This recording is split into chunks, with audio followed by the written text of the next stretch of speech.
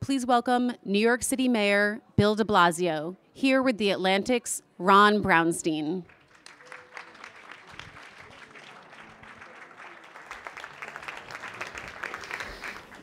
Mr. Mayor, thank you for joining us. Great to see you. Good morning.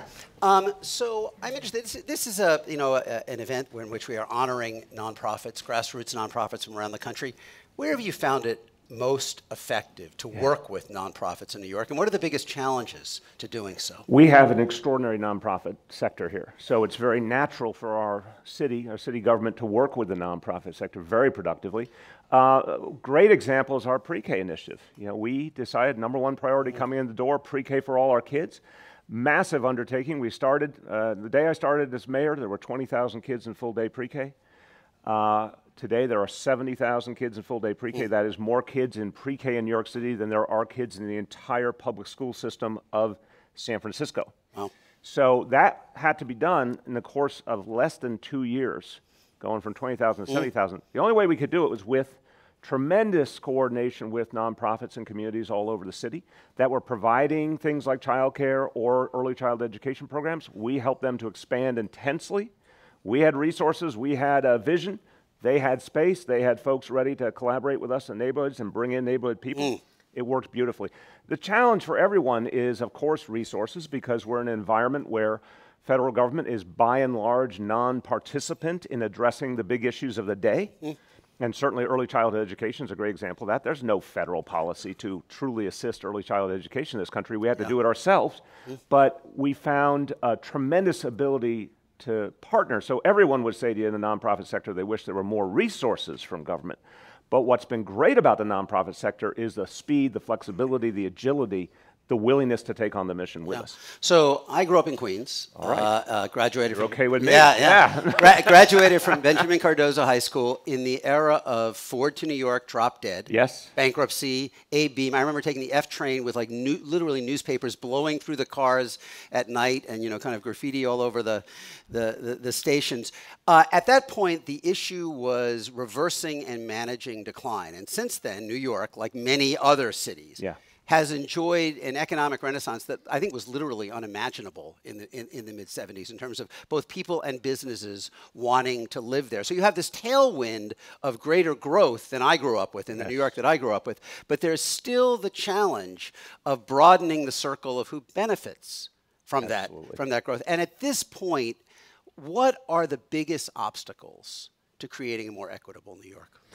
Well, look, you just said something very powerful. You grew up in the era when the federal government literally turned its back on New York City, cities all across the country. Well, now the federal government is doing it maybe less dramatically, but with the same result. There's no federal plan to address income inequality. There's no federal plan to maximize opportunity. I mean, you just think across the board. Another thing you and I grew up with is the era in which the federal government led social change in so many positive ways. Today, the federal government is a bystander to be charitable. So all the things that we have tried to do to fundamentally address income inequality, for example, we've had to do essentially on our own. And this is a huge danger to this country when you think about it. A growing rift. We talk about the partisan divide. This is not the divide we should be paying as much attention to as the income inequality divide. The fact that for a generation or more, working people have been stuck. They're not moving ahead economically. This is where so much of the anger and frustration is coming from. And there's no federal initiative to address it. And so what happens is cities and states try to do what they can do. Now, I'll tell you, I came in here as mayor with a clear message. We were living a tale of two cities. It was unacceptable. It was dangerous. And I'm proud of the fact that we put big things in place to start to reverse that. It can be done locally. It must be done locally until the day comes when there's an active federal vision. But people need to understand, even on the best day, if you're in a city and a state, there's only so much you can do. Well, that's what I was going to ask you next. I mean, there have been a lot of big initiatives. The pre-K followed by the 3K. Now the universal health care initiative. Between the state and the city, raising the minimum wage, paid family leave, now the city initiative on paid time off. And yet the data from the city itself shows that about 1 in 5 residents are poor, and about 1 in 5 more are near poor. So I guess the question is, how much of a dent can state and local policies make in those challenges, or do you need more structural changes at the national level? So I would say glass half full. Really intensive, coordinated state and local efforts can make a real difference. So for example, we are guaranteeing now, over these next years, we're going to implement a plan to guarantee health care for all New Yorkers. There's about 600,000 people who are uninsured. We are going to directly reach them either through our own local public option health insurance for folks who are eligible, or we're going to just give them health care. We're going to create a NYC care card that provides people with a primary care doctor direct health care through our public hospitals, public clinics. That's important, especially for almost 300,000 undocumented folks who are our neighbors, contributing to our economy, contributing to our city, but can't get health care. This is an example of really changing people's lives. Health care, one of the greatest expenses. What you said before, paid sick days, for example, something that's going to help so many people on an ongoing basis to not lose pay, because if they're sick or their child is sick, they can actually take a day off and not lose pay. You add all these things up, the cost to families of pre-K. In this city, if you had to pay for early child education, high-quality daycare programs, et cetera, $10,000 to $15,000 per child per year. So for a lot of working families, getting pre-K for free makes a huge economic difference. You layer all these things on, of course, the $15 minimum wage, which now is finally fully in effect in New York. It is lifting a lot of people out of poverty. It is making a difference. But nothing replaces the power of federal policies. If we had federal universal health care, for example, we would immediately change the economics of the lives of millions of people in this city and beyond. If we had the Green New Deal, we would have the opportunity to employ many people at higher wages than what we're doing now while addressing global warming.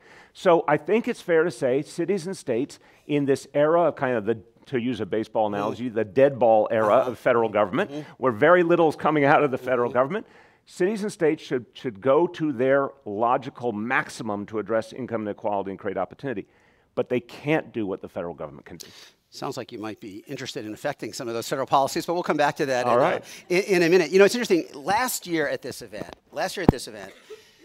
Mitch Landrieu sat where you're sitting, and he said he was worried about the idea that cities could be expected to fulfill these needs, because he thought there's a very big difference between San Francisco and Boston and New York and Seattle, say, and Austin, and New Orleans, that they simply could not.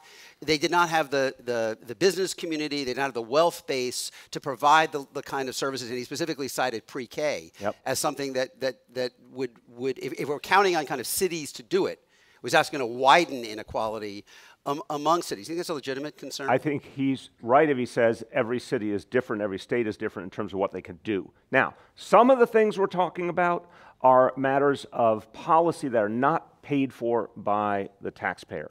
For example, requiring businesses to provide 5 paid sick days a year. That, to me, is good policy. It's pro-health, pro-family. It is pro-employees being part of their workplace longer, more productive, less absenteeism because people are actually taking care of themselves. I think that's good policy. The law that we're going to pass this year, guaranteeing 2 weeks paid time off for every New Yorker. This is a standard, by the way. You go out to the entire industrialized world, every nation but the United States of America guarantees at least 2 weeks off, some quite a bit more. We're going to make that a local policy. Again, we are going to ask businesses to cover that need, and we believe what it'll mean is they'll have to hire folks for the time when people are on vacation. That's going to put more money into the economy. We think that's a virtuous circle.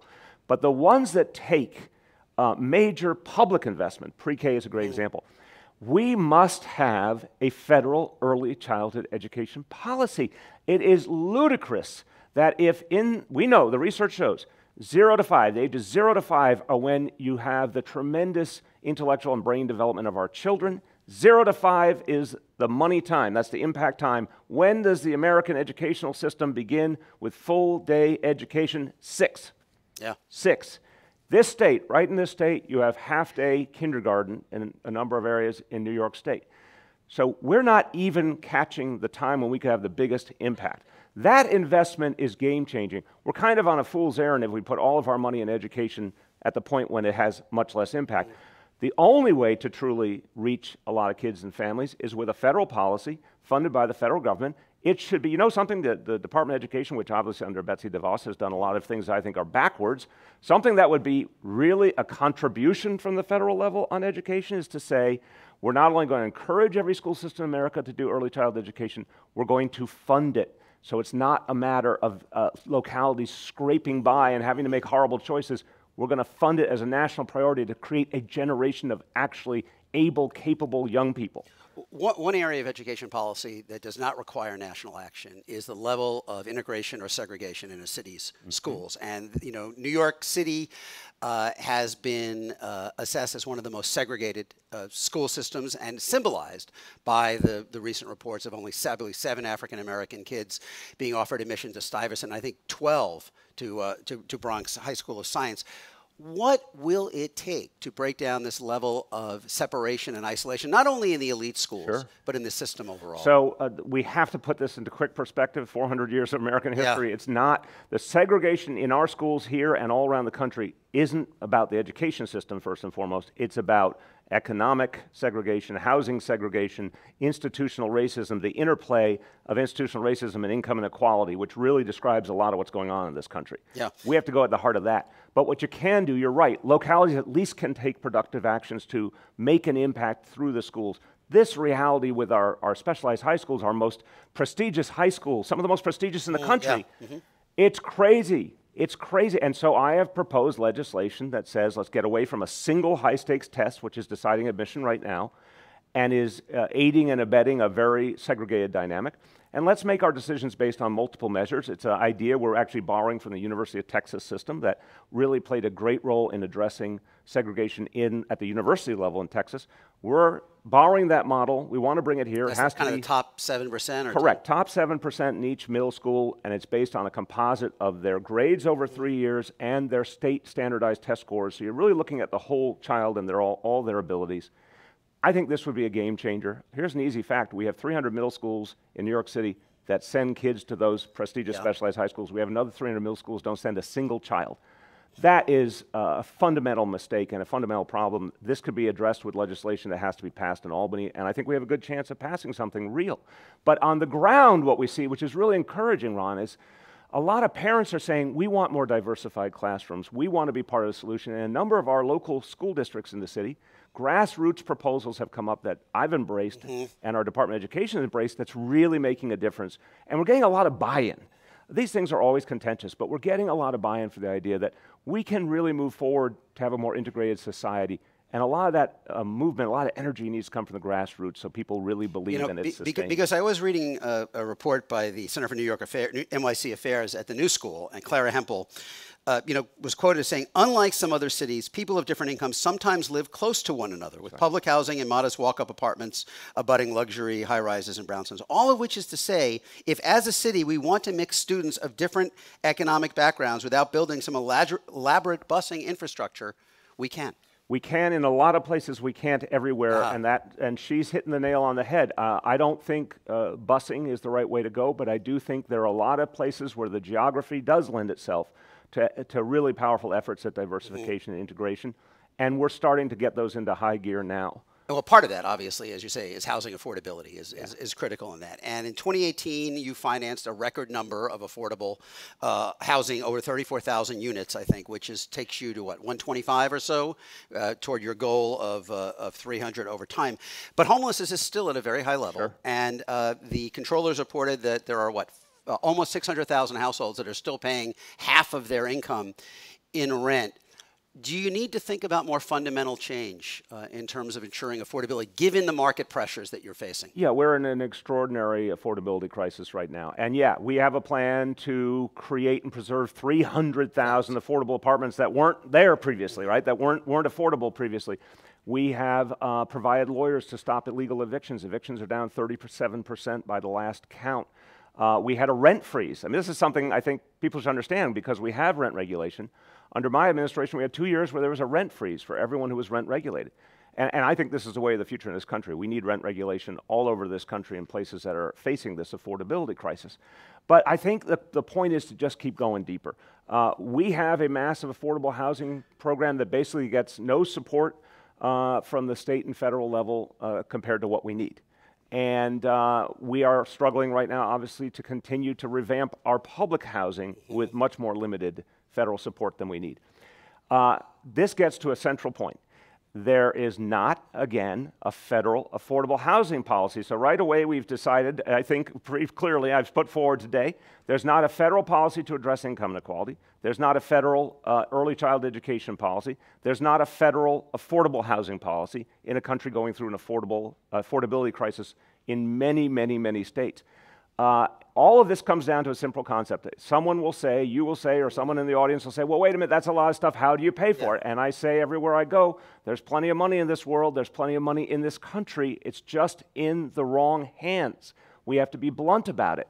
We have a governance system that for 30, 40 years has concentrated wealth and power in the hands of 1%. It's time to change that, repeal the Trump tax cuts to the corporations and wealthy, get that money back into the things that are strategically crucial for working people, and build from there. There's no way you can address the affordability crisis just with local actions alone. You can do some great things. You can do some great things, and I feel like we've shown a template for real impact. We're requiring developers to build 20 to 30% affordable units in a lot of their buildings as a condition of getting a permit to build. There's lots of local policies that can have a powerful impact. But if you don't have the federal government in the affordable housing game, you will never be able to get the level of affordability people deserve. Another area where there's not a federal policy is mass transit. And it's interesting, you know, the research that Raj Chetty and his colleagues did, which I'm sure you're familiar with, a few years ago on rating metro areas by the level of upward mobility that they provide. One of the factors that I think was surprising to a lot of people that they found that correlated most with greater social mobility was access to good mass transportation. Yep. The state has now approved one of the most significant transportation policy initiatives, congestion pricing. Doesn't go into effect until 2020. Can the MTA can the subway system wait that long for a new infusion of? Yeah, there's yes, absolutely. There's real change happening already. Obviously, we got to a crisis point. And look, if 20 years ago or 30 years ago there had been the political will and the recognition that our subway system is basically the underpinning of the entire regional economy, we could have averted this recent crisis with so many delays and breakdowns. But the good news is over the last couple of years, there has been a focused effort to fund immediate repairs. Now we're talking, you know, tens of billions of dollars that will come into play because congestion pricing passed, which I'm very excited about. I think it's an idea, its time has come, and we actually figured out a version of it that was very fair and mindful of the needs of all of our communities. And this is going to allow us to finally sustain our subway system for the long haul. It's very, very exciting, but you're right. One of the things that we recognize is it's absolutely crucial to upward mobility. One of the things we're also doing here, which I'm proud of, is the quote-unquote fair fares plan, which is going to be providing and is starting to already half-price MetroCards, half-price subway fare for low-income New Yorkers to maximize their ability to get to job interviews and education, training. We can't have a catch-22 where people are seeking to move forward but can't access those opportunities. Yeah. So having those half-price subway fares, I think, is going to help a lot. What is the lesson you take from the entire Amazon episode? That it's another. Thanks for raising that, Ron. It's another example. It's a couple of things. One, corporate America absolutely unhinged from the needs of working people and everyday communities. This decision Amazon made in a boardroom in Seattle had literally, there was no sense of accountability, no sense of obligation to people they had made a deal with, to a community, to your beloved Queens. They had made a deal with fair and square, announced it and all, and they walked away effortlessly, and they confirmed everyone's worst fears about Amazon and about corporate America. How do we change it? Again, how about a national policy? I've talked to mayors all over the country. We all know the same reality. Yep. We are being pitted against each other by corporate America, states against states as well. It's a race to the bottom. It's a ludicrous situation where places that are already strapped for resources are being asked to give more and more to get jobs they desperately need. But in the end, the corporations win more than the communities in many ways. I thought the Amazon deal was fair because it was a very limited amount of incentives. They were overwhelmingly incentives that were available to any company under state law. We were going to get a whole lot of revenue back. We were going to get 25,000 to 40,000 jobs. We were really going to focus a lot of those jobs on kids coming out of City University and folks who lived in public housing. It was going to be great for opportunity. But in the end, it shouldn't even have been a discussion of a national competition. There should be federal legislation that says here are real limits on the kinds of subsidies that companies can ask of cities and states. Yeah, because I mean, you know, you have a lot of mid-sized and even relatively large employers who are coming without getting. Correct. I mean, I think Google 4.5 million jobs now. We have 4.5 million jobs, the most jobs in the history of New York City.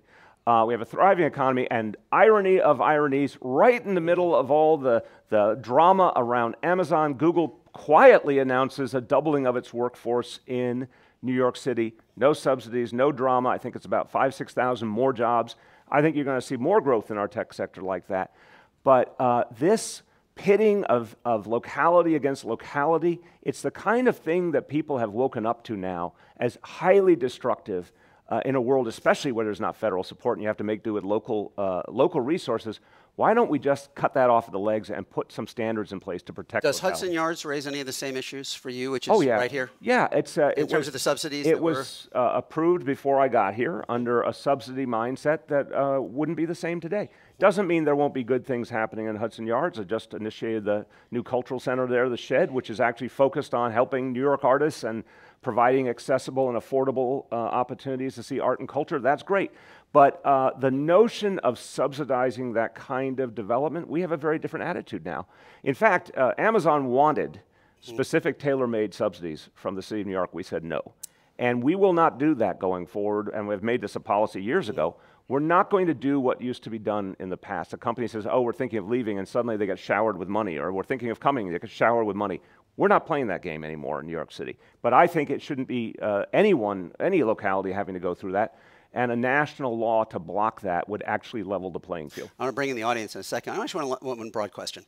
The political divide between metro and non-metro America is really wider than it's been since at least the 1920s. Hillary Clinton won 87 of the 100 largest counties in America, won them by over 15 million votes. We saw in 2018 not only the usual suspects, LA, Chicago, New York, but Atlanta, Dallas, Houston, Salt Lake City, Charleston, you know, basically every kind of metro area in the country moving toward the Democrats and basically becoming a more blue place.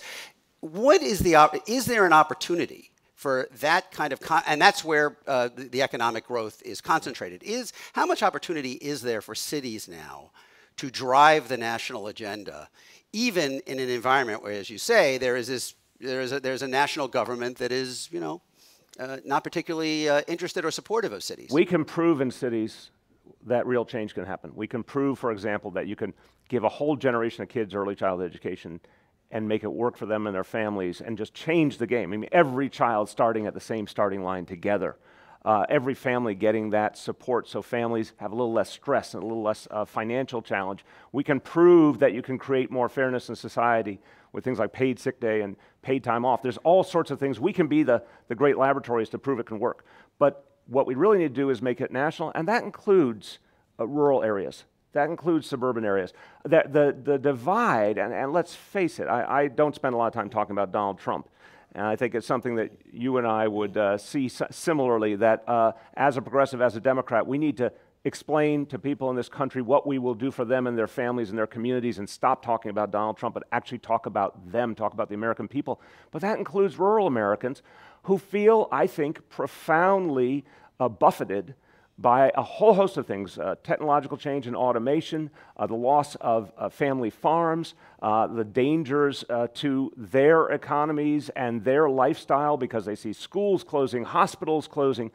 As a progressive, as a Democrat, we should have a clear and inclusive message for them too. So I agree with you that I think urban America can be the great laboratory to show how much change can happen. I agree with you that the future, I would say, is bright for the Democratic Party because more and more people are moving our way.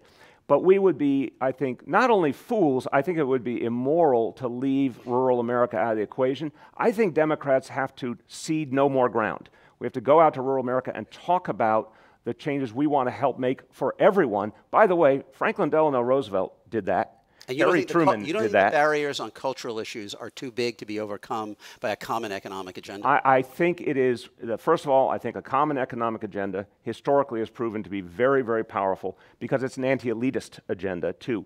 It's an anti-status quo agenda. A lot of what Trump tapped into very cynically was anger at elites, but that anger at elites was well-founded because people felt their lives falling backwards. They felt the next generation would not do as well as them. They felt their economic circumstance constricting. And they put a lot of the anger at the table of the elites. They weren't wrong. But Democrats should be occupying that space. Progressives should be occupying that space. And I think, yeah, there's cultural issues, but let's speak to them. For example, automation. Let's speak to it forthrightly, how we're going to protect people's jobs and livelihoods and address automation rather than just let it happen to them and to all of us. Let me see if we can get one question in from the audience, and I think I have one back. Danielle, yeah. Hi, my name's Kat. I'm an activist and an organizer in the Bronx. And so there was a lot of discussion about income inequality, but the city council is driving rezonings that are pushing gentrification in Southern Boulevard, Jerome Avenue, and Washington Heights, among other areas. And you know, you claim to want to build affordable housing, but the affordable housing is for people making $46,000 and up. And in the Bronx, the minimum income is $26,000. So if there's 15,000 units of income of affordable housing, but it's not for the people who are there, this is planned displacement. And so. Wait a minute, I'm trying to answer you. Don't say no if someone's Well, I trying to haven't answer. gotten to the question yet. Yeah, let's get to the question. The question is this working? Yeah. The question is, how can you claim that this is affordable when it's double the income of tens of thousands, if not hundreds of thousands of New Yorkers? So I want to contest the construct of the question. I know it's asked with a whole heart, but I got to tell you, what we've seen around this city and cities all over the country is if the government does nothing and just leaves the current ground rules in place, you're going to see a lot of gentrification. We have, and I always use examples in New York City, there was no rezoning in Bed-Stuy in Brooklyn. There was no rezoning in Bushwick. You can go down a whole list of places where the gentrification that happened was not because of rezoning, and what do we get? We got all the negatives that we assess as part of gentrification, including displacement, with nothing back to balance the equation. When we do a rezoning, we guarantee a certain amount of affordable housing. We guarantee a set of public benefits. Now, to your question about the level, I'm going to argue that. In the rezonings we've done, there's been substantial amounts for the lowest income level folks in the city, but also who are we looking at when we talk about someone making $46,000? We're talking about a whole lot of public servants, many of whom are being priced out of that neighborhood and other neighborhoods all over the city too. So you're talking about janitors, you're talking about bus drivers, teachers, police officers, firefighters, who we want to stay in those communities too. So I contest the notion that if we're creating the kind of housing that working class people can afford, that that's somehow wrong. I agree if you say, do we need to keep going farther in some areas? We need to go farther in lower income housing, absolutely. We need to go farther on affordable housing for seniors, which is a growing need. But I also remind you that we have between 2 and 2.5 million people rent regulated. We're driving down eviction levels, and a lot of those rent-regulated folks, and a lot of the folks who didn't get evicted are the lowest income New Yorkers. We're doing a lot to turn around the housing authority. 400,000 New Yorkers live there. I don't think it's only one piece, it's the whole equation. But if we don't intervene in some cases and put a public imprint on what development looks like, I actually think you end up with an even worse situation where people get displaced and we don't get anything back for the people. Let me ask you one final question before we go. You're going to be in Nevada this weekend. Yes, sir. You've been in the other early primary states, Yes. Iowa, New Hampshire, You are observant. South Carolina. There are a lot. This is why he is a leading journalist. Figured that out on the map. There are a lot of Democratic presidential candidates. There are almost enough at this point to field 2 9-on-9 softball teams. Yes. I mean, they could basically That's exciting. They could basically break out instead of the debates. They could just do softball by this summer. What is the perspective with that many candidates already kind of crowding? Sure. What is the perspective that is missing, you think, that you believe you can add to this conversation? Well, look, as I've said, I have not ruled out a run for the presidency. It's a discussion I'm having with my family. But I don't want to. I want to pull it away from your narrow question to the bigger point. As the leader of the biggest city in America, we've proven here you can make profound progressive change and make it quickly. I'm going to be out there around this country talking about what's happened here in New York City, regardless of what I run for or don't run for, because we're proving that a lot of things that were off limits can actually happen. When I suggested pre-K for all, I assure you there was a chorus in this city in the mainstream saying it was impossible. We got it done in 2 years. When I suggested ending the broken and unconstitutional policy of stop and frisk, there was a chorus in the status quo elements of the city saying it would make us less safe. We would go back to the bad old days that you referred to earlier. In fact, by healing the wounds between police and community, we got safer. We just announced once again, we're the safest big city in America, crime's going down again, because we stopped dividing police and community. So I think there's a story to tell here of real change, fast change that people should hear, and I think would be helpful to the national discussion. But I'm going to be telling that story one way or another. All right, Mayor de Blasio, thank you for being with us. Thank you, everyone.